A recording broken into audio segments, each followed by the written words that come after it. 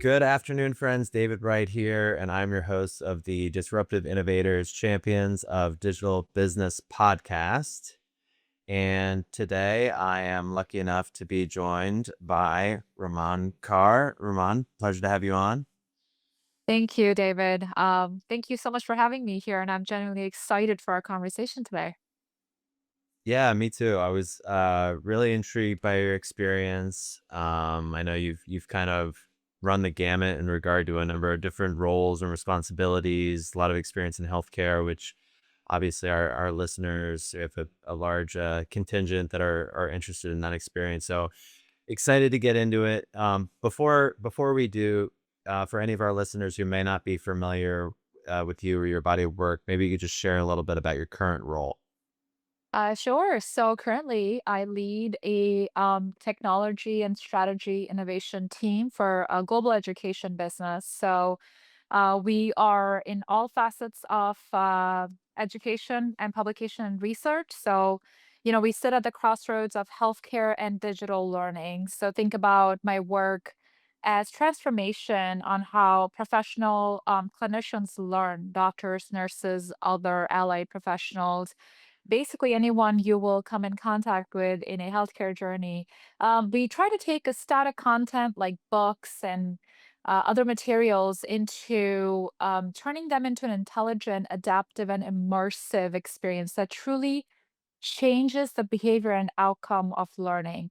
I think I really get excited thinking about this because having been at that cross section once myself, um, merging of this human learning, data science, and design, where technology becomes like a silent partner in helping people heal, people feel better, is a really exciting potential. Yeah, no, 100%. And I'm excited to dive more into that journey. Um, before we do, I always just like to ask my guests if there was one piece of actionable advice you might look to leave everyone with today, what would that be? Yeah, so I will not tell you things that I don't follow. So this is a real, vulnerable podcast, I hope. So It is. I think for me, it's curiosity. I think for specifically in my journey, I feel like curiosity has compounded faster than my experience. Yeah. The moment you stop being curious, you almost become irrelevant. That's very true in today's world. And I've learned that most innovative people, hopefully all of our listeners here are innovative, most innovative people are willing to ask uncomfortable questions. They challenge assumptions, they challenge the status quo, and they keep learning. So I'd really recommend everyone to operate with curiosity first mindset. Love that. Um, yeah, and it's a great reminder to me and to our listeners. And I think for me, in order to stay curious, I also need to be grounded in humility and the not knowing. Like I have to be comfortable also with the fact that I may not know, which was in stark contrast to my younger years where I thought I knew everything. So, So we're all there. yeah. Anyway, so let's get into it. So, Rahman, like I had mentioned a little earlier on the show, uh, varied experience. Tell everybody a little bit about how you started out and how you got to the point that you're at in your career today. Yeah, I love talking about it. I call it my squiggly career. Mhm. That could be a whole podcast in itself, but I started my career in the clinical world, and I saw how firsthand how information gaps can really shape outcomes of what was in front of me, which was real patience. This experience gave me unshakable respect for both the human side of care and power of knowledge, as you say. Especially being a clinician, you're expected to have all the answers, know everything. But when I was present in front of the technology tools of the time, I felt like I was powerless at moments where there was a real information gap. And that's what led to me becoming a change agent. I didn't want to just be that one clinician complaining about how my EMR is not working or how I have to fax somebody.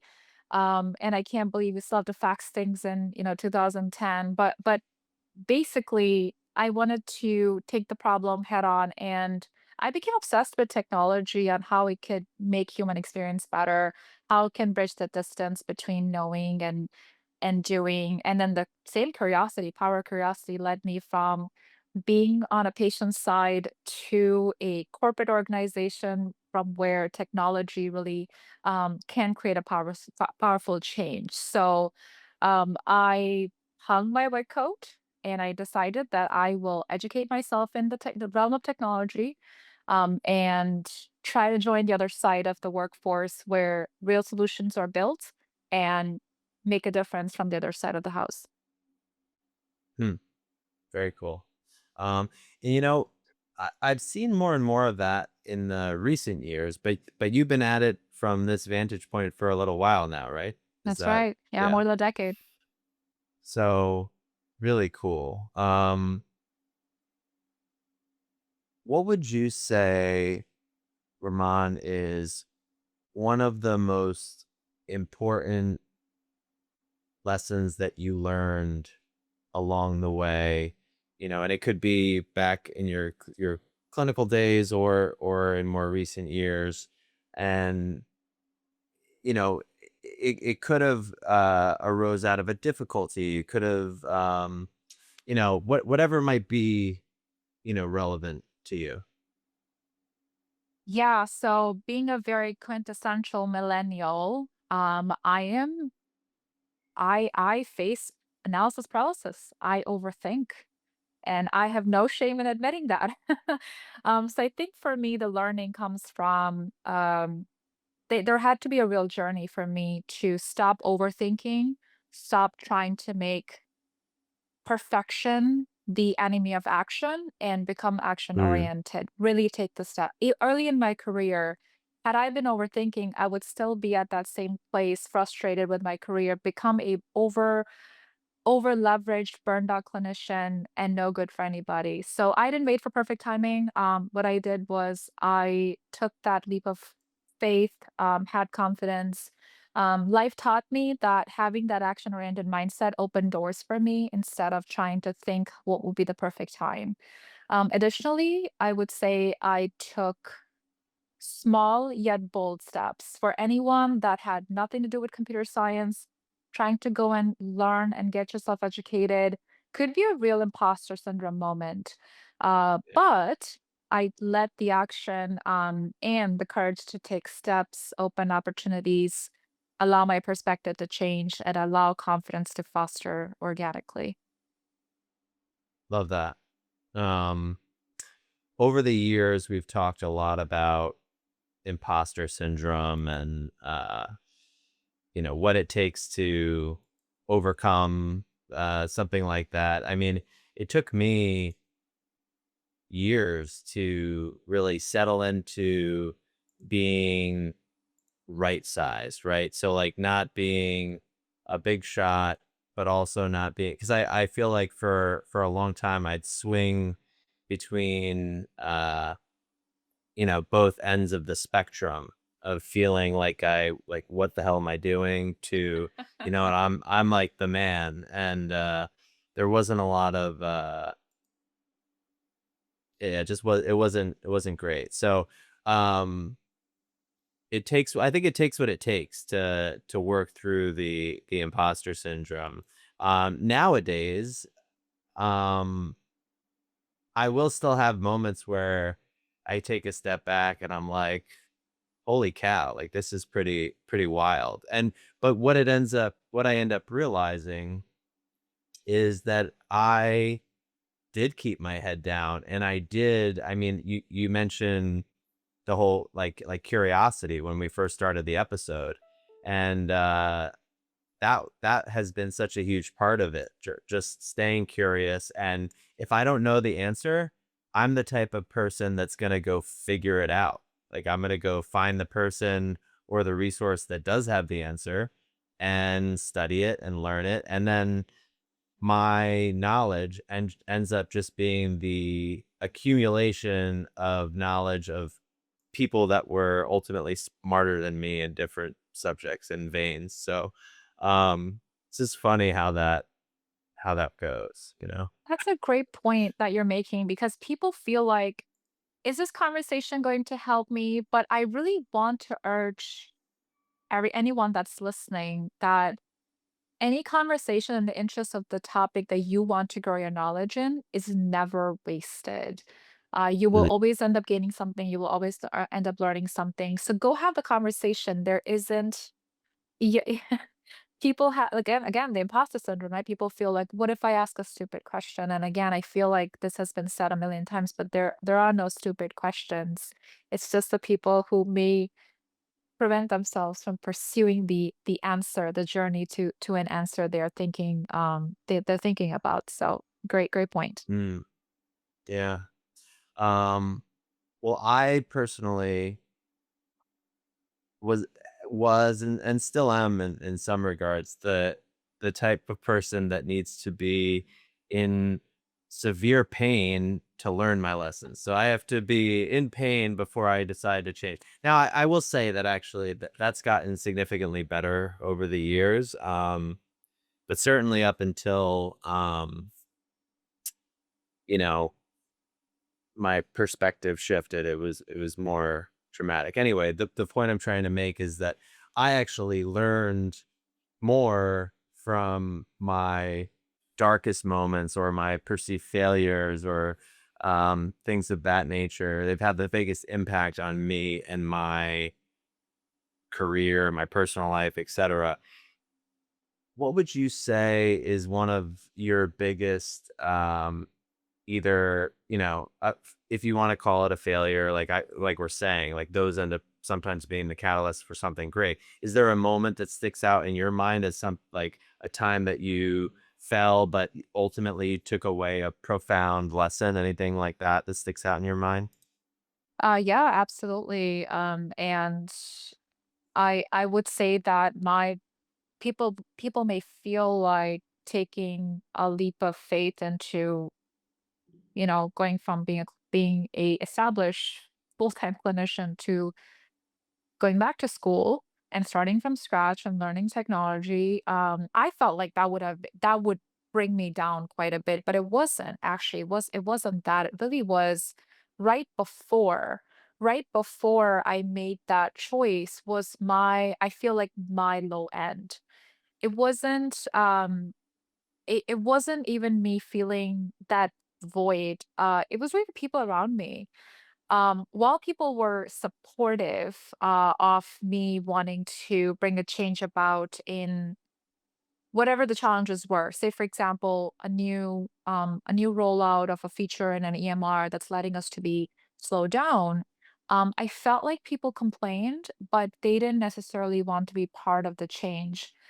So I felt like even when I would create any improvement projects, people did not want to actually participate in it. And that gave me a very disappointing outlook on life. I felt like, well, am I not in the right profession where people want to do whatever it takes to be efficient and protect their time to see patients? Um, People are okay complaining about it. People are okay feeling bad about it, but they don't want to really participate. But I'm glad that happened.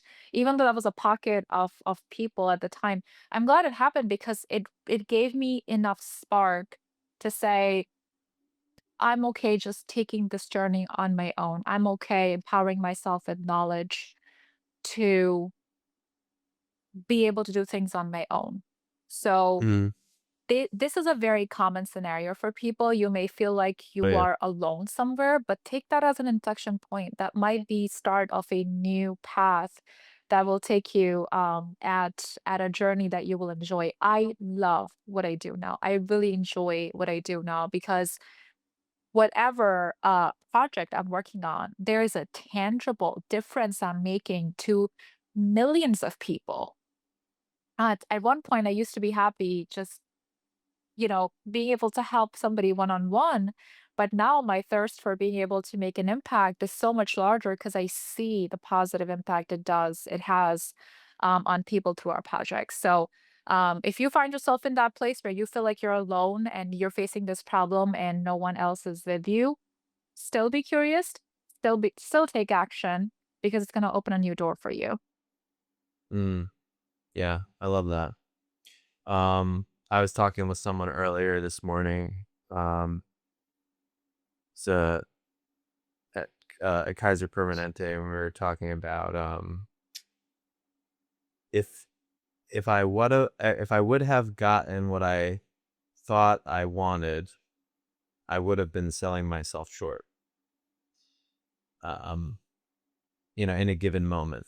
Mhm. Just meaning that like when I've stayed open to the possibilities and not been so tied to a Mhm. specific outcome or tied to the way something needs to look, and I've just taken the next right action, stayed Mhm. curious.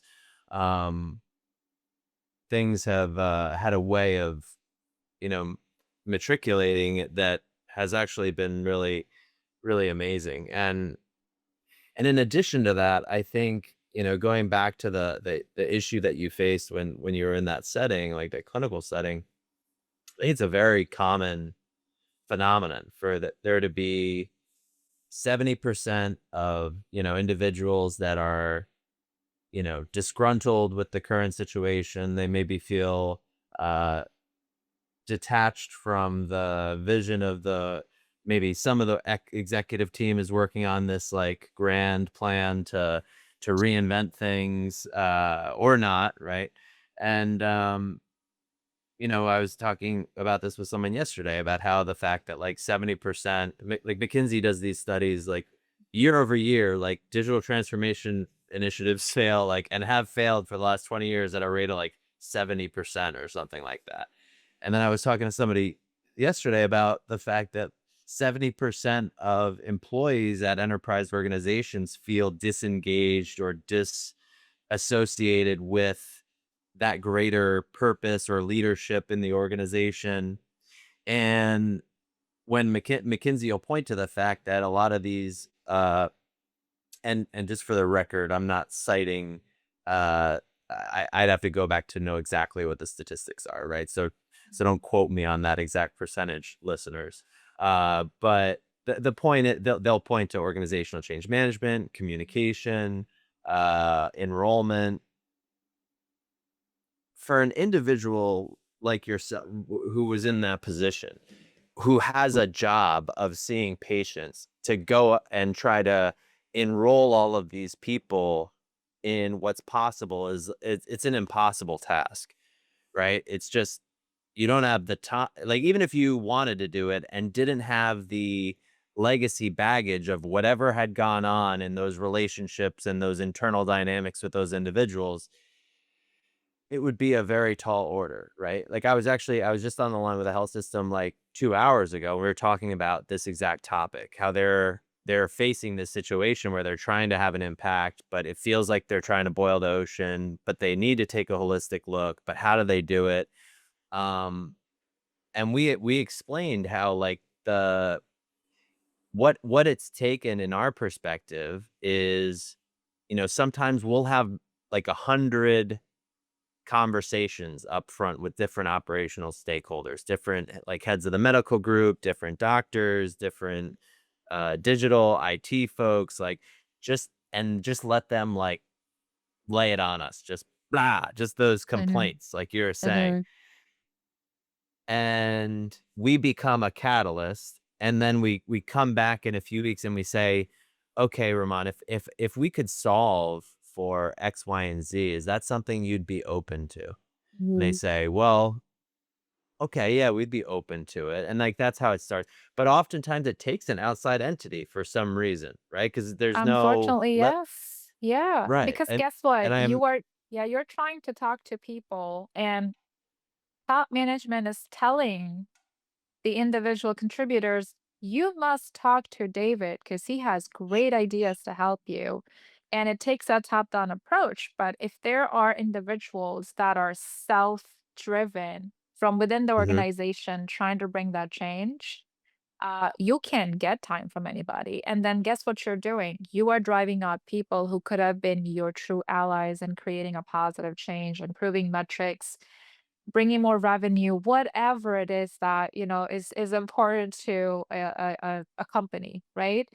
Right. So for me, this is a great student observation that everyone when they feel like something has to be fixed, they want to go out there and boil the ocean. I was trying to drive change from bottom up, and bottom up change is extremely difficult to do. And I mean, that is one approach I have taken with my teams at Elsevier is allowing bottoms up change. Our organization has brilliant people. Many of them, I would say almost 30-40% of the people are doctoral level educated. They know how to do research. They know how to drive projects with evidence-based observations. So who am I to try to discount their suggestions? They're a group of individual and they're a group of very bright individuals who have true knowledge that to bring forward change. So I urge other leaders to make sure that you don't extinguish the energy of those self-driven catalysts in your organization. Mm. Yeah. No, that's good dialogue. And I want to talk a little bit more about what you guys are up to at Elsevier. Before I do, I always just like to ask favorite book or literary piece, either that you've read recently, all time, just has had an impact that comes to mind. Uh, Dealer's choice. I'm gonna go with book. I love going back to because I've read it already probably twice. I love going back to Infinite Games. So Mm, if anybody who's not read Infinite Games by Simon Sinek, um, it is based on game theory. So game mm, theory has explains finite and infinite variables. And then again, that's my interpretation. So listeners, don't come at me telling me this is not how it's. But point is that there are infinite games like any of the sports.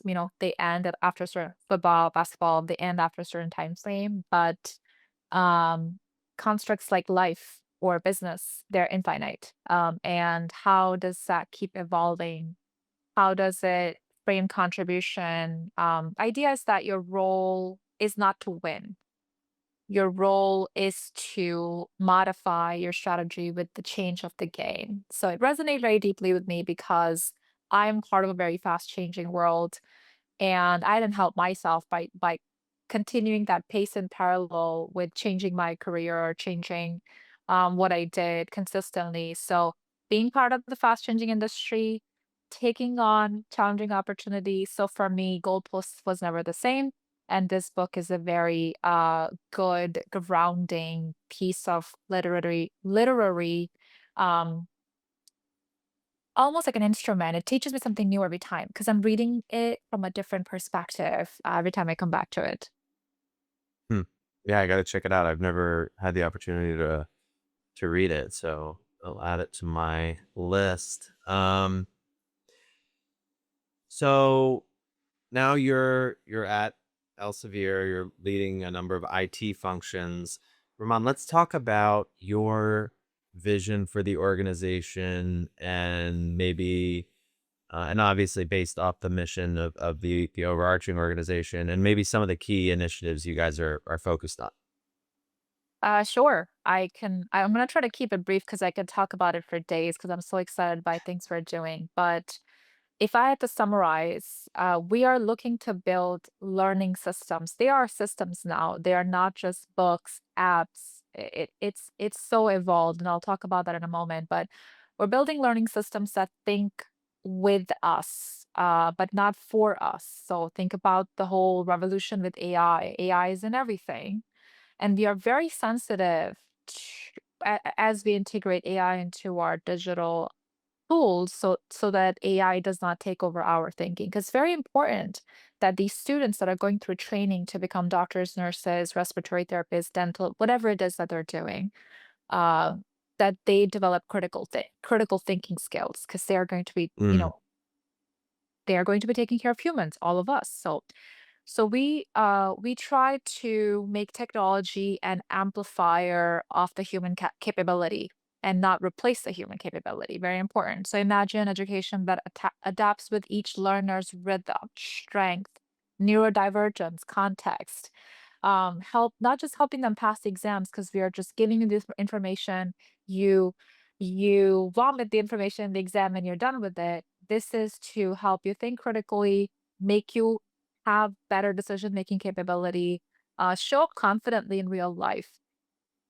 Being a day one person that stands in front of a patient and the patient's really sick and you don't know what you're doing, we don't want those experiences to happen for our learners. So, the kind of mm, future I want to build towards is where AI and humans build an empathetic coexisting team.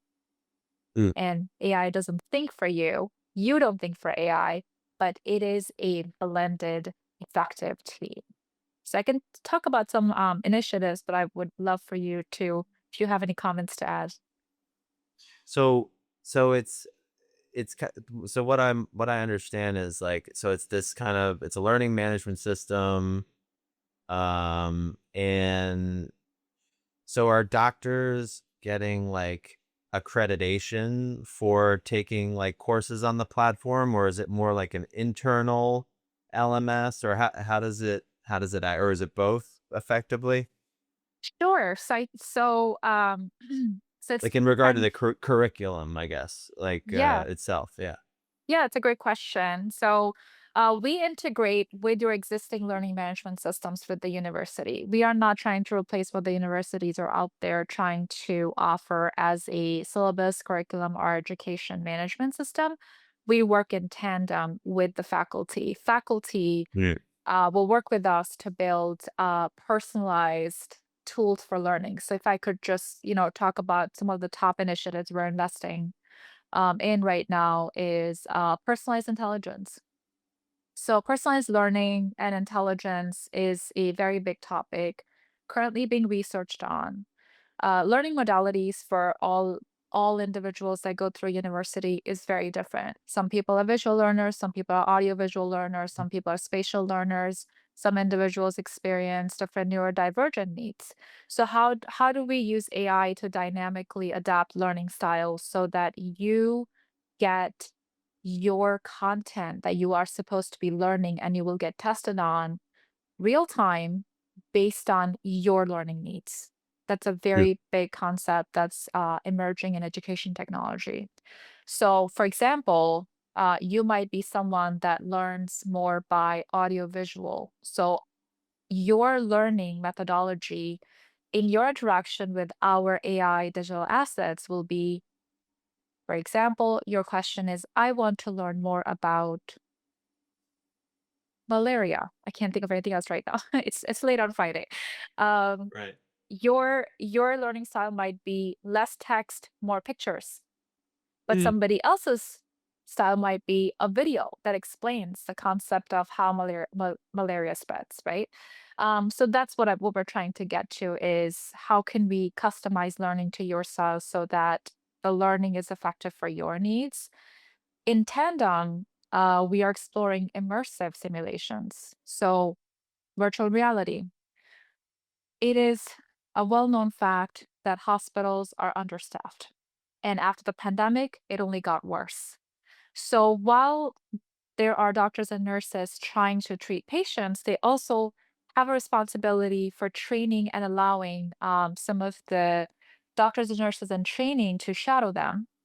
Now, as you can imagine, that creates a little bit of a distraction for a practicing physician or a practicing nurse to take care of the patients while they're babysitting a student. Right. And learning opportunities on the go are unfortunately limited for healthcare professionals in training. So we want to supplement that by creating virtual reality simulation scenarios. So this would be like a gaming experience if you have ever tried the Meta glasses or Oculus glasses. So you basically will be launched in a real patient setting, and based on what you're trying to learn, say it's a procedure or it is an interview technique, you will be able to you will be able to get this experience through a scalable, accessible platform, allowing you to have complex skill building.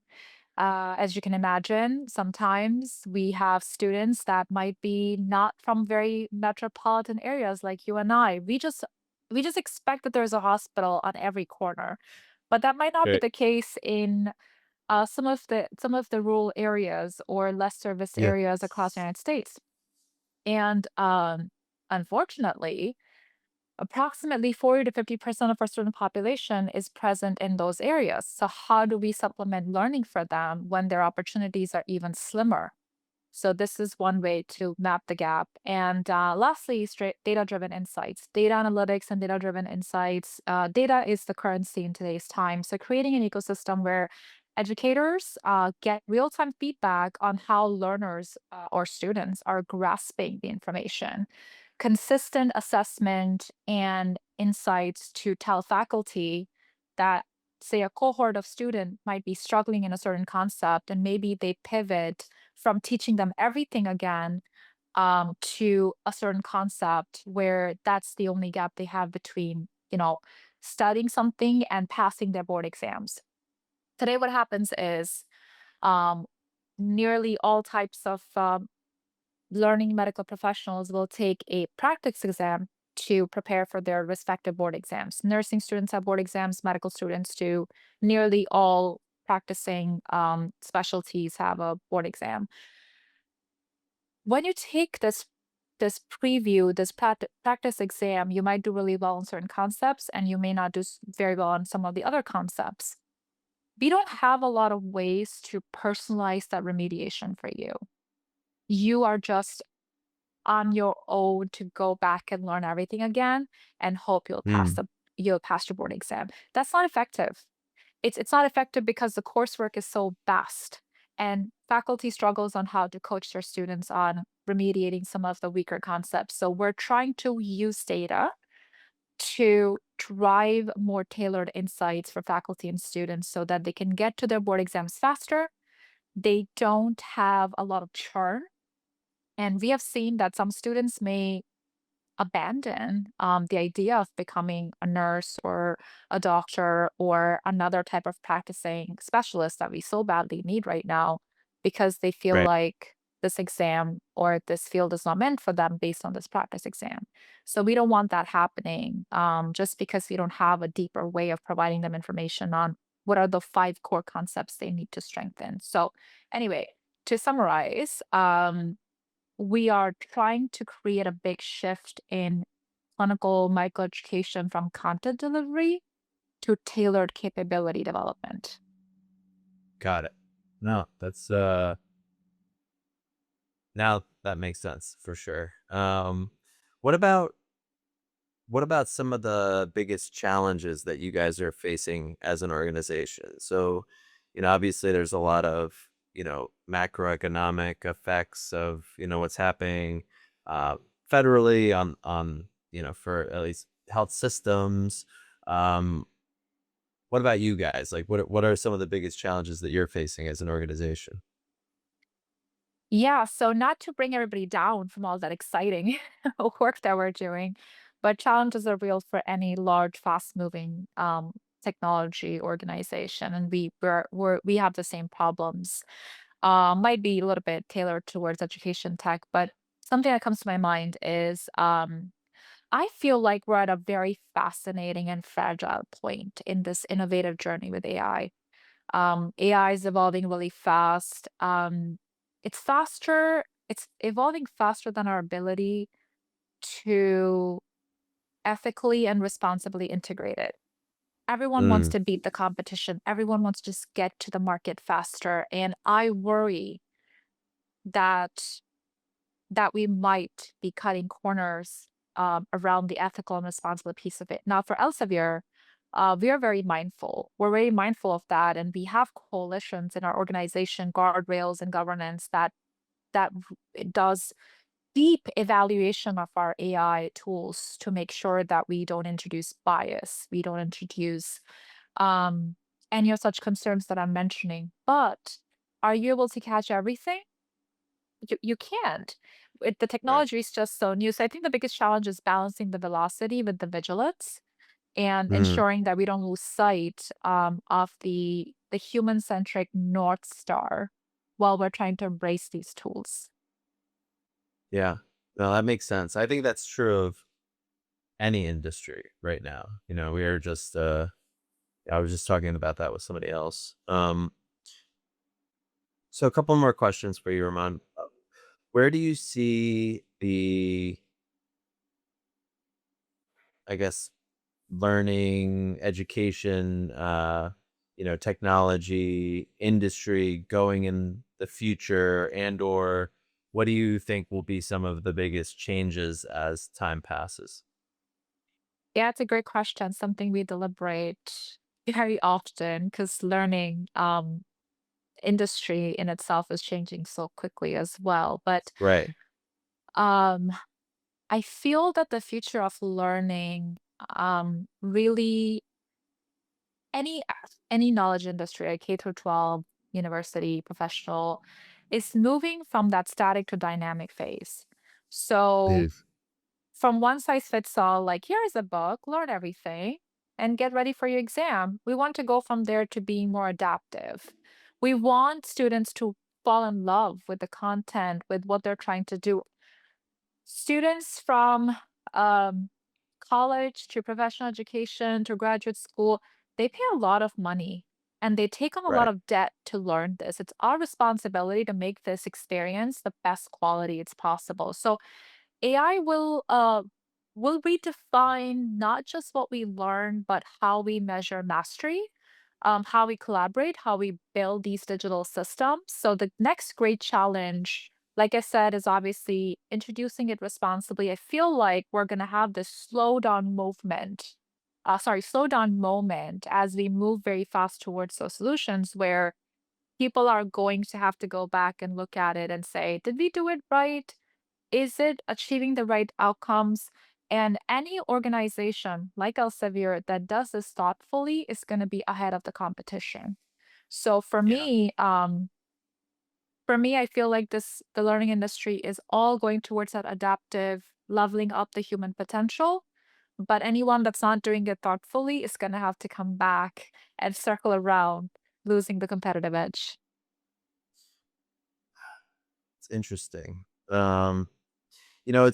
It's interesting too because I think about like best practices from a leadership and coaching standpoint as an executive or otherwise. Everyone is different. Uh,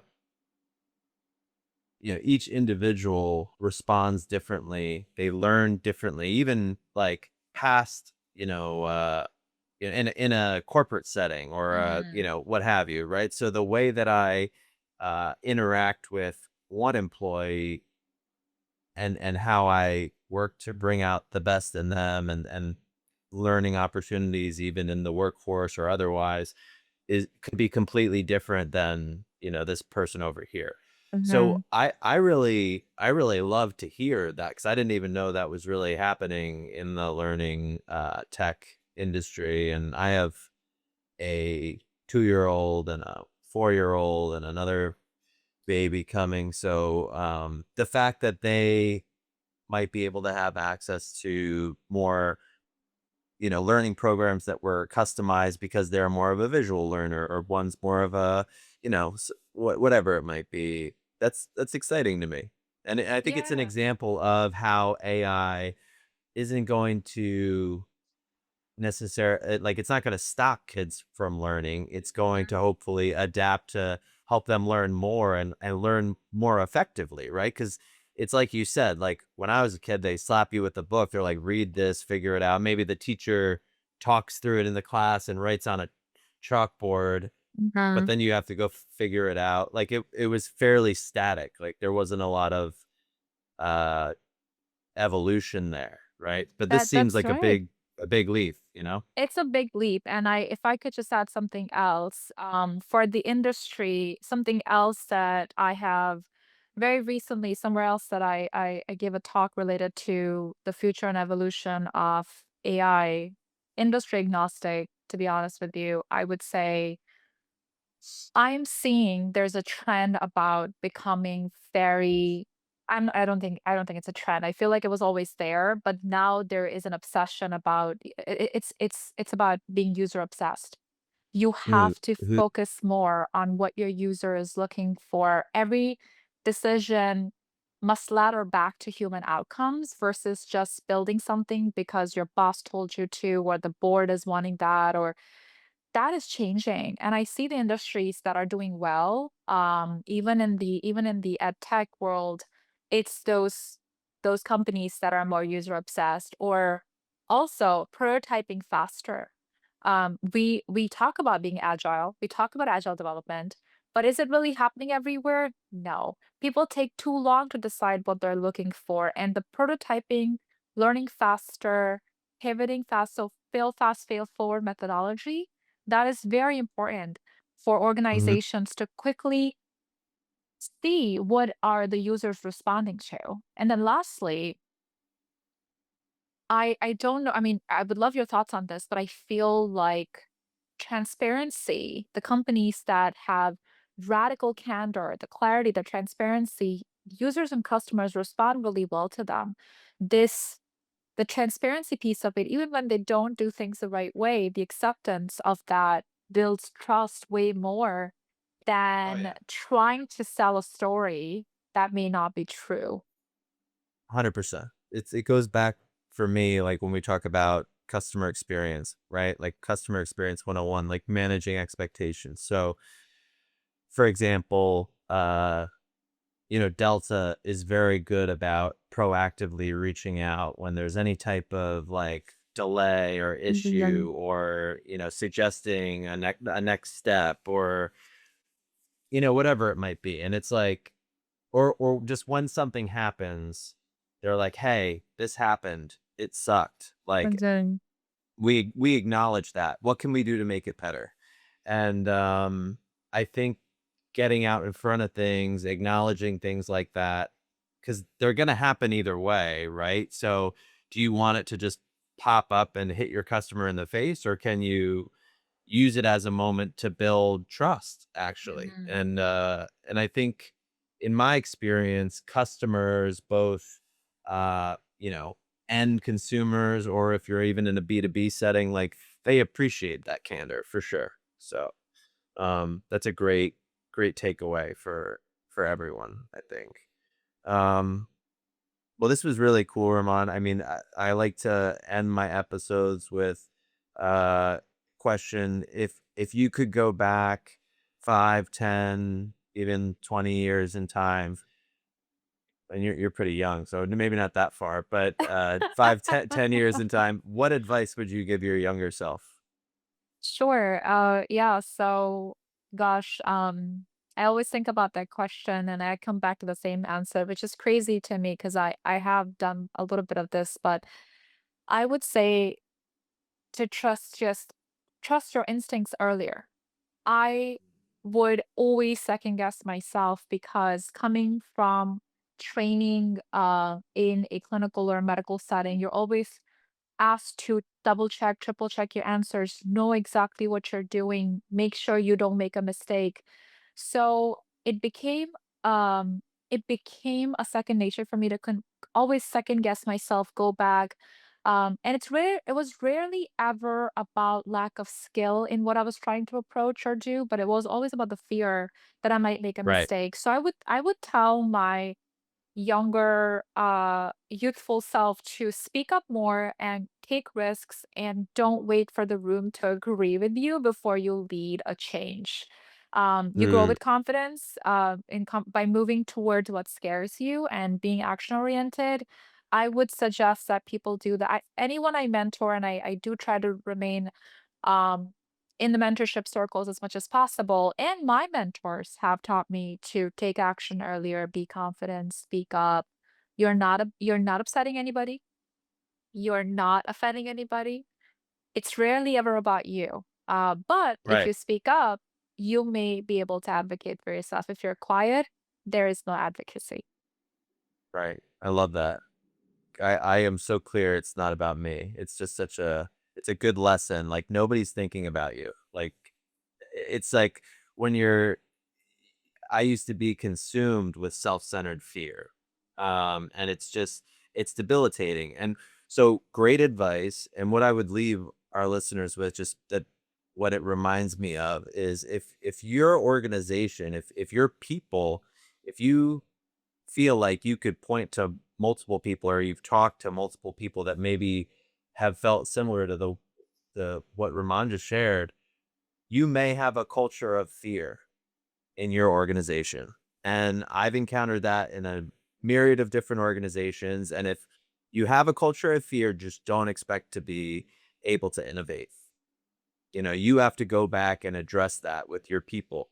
You have to go have those conversations and, help them get over the line. You have to lead them. And like, for me, it happened with, mentorship, with therapy, to be honest, with, with a lot of other things that I had to put in the work. But we see it also often as a systemic problem for organizations, and in my opinion, it's one of the biggest enemies to innovation. So, it's just a good point to end on.